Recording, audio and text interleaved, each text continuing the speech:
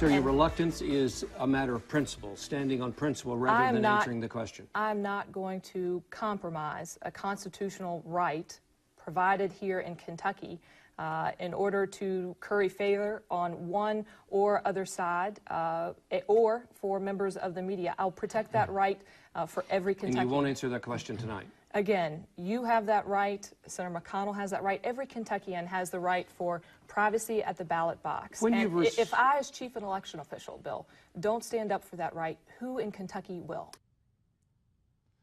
What a crazy argument. And as we mentioned, the DSCC has now pulled out of that Kentucky Senate race, conceding it in effect to Mitch McConnell. Joining us now, Hank Sheinkopf, Democratic political consultant, Newsmax analyst, and president of Sheinkopf Communications. Great to see you, sir. It's wonderful to be here. Are you surprised that the DSCC has pulled their funding from her race? And do you believe it's directly related to these 2 times where she refused to say whether or not she voted for Barack Obama? Look, it's a close race, and any gaffes can put you into trouble and out of the field. She's obviously made 2 gaffes.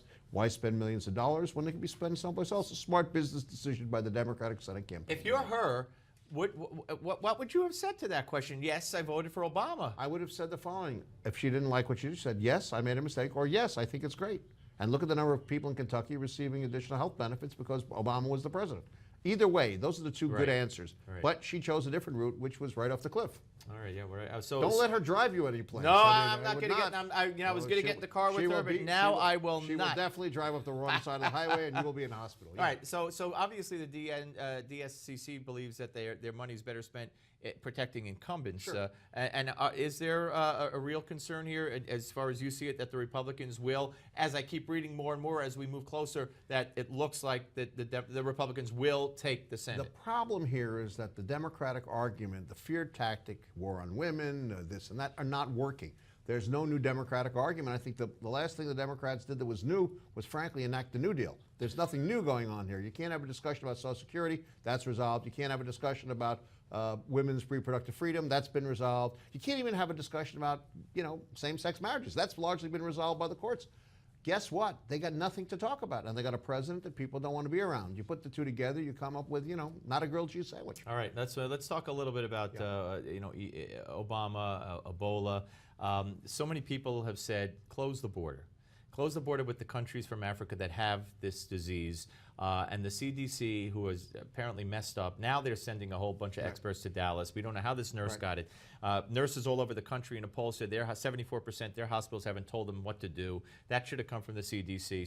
So anyway, they say you can't close the borders because then you can't send aid workers into the African countries because they know they'll never get back. Well, you make an exemption for them. It's like an Alison Grimes answer. I mean, there is something wrong right now at this time in our history, when we're suffering from the exact opposite of what we should be enjoying, which is a government that spends all of its time protecting Americans, rather a government that blames Americans and seeks to put them in harm's way.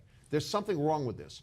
Failing to deal with ISIS and Syria at the time, when it was appropriate to do so, to stand up to the Russians, which is what this is ultimately all about, to honor our commitments to Poland and the Ukraine, which would have set the stage very differently. We wouldn't be in the mess we're in because the people throughout the world looked and said, aha, they're suckers. Okay, that's bad enough. And Obama came out again today and said it's a long battle.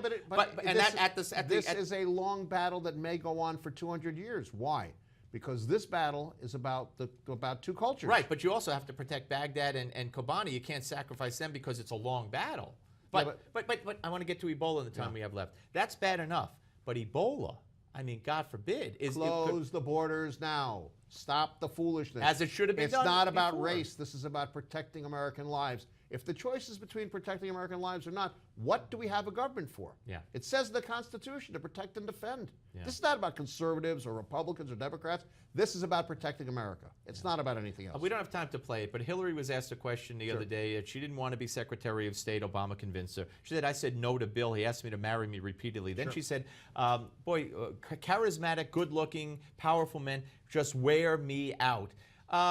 Where is she coming from? I thought she's like the strongest woman in the world. Why would she say something like that? Seriously. Well, it's very charming to say, and it kind of provokes laughs. And why not? Because she is seen as being so hard-edged saying soft things may in fact be a good antidote, Okay, and it's fair smart enough, politics. Fair enough. That, along with being a grandmother, I guess, softens It her all life. softens her up. Okay. Great to see you, my friend, as always. I don't want to leave here I now. know. I mean, we were just beginning to get to know each other.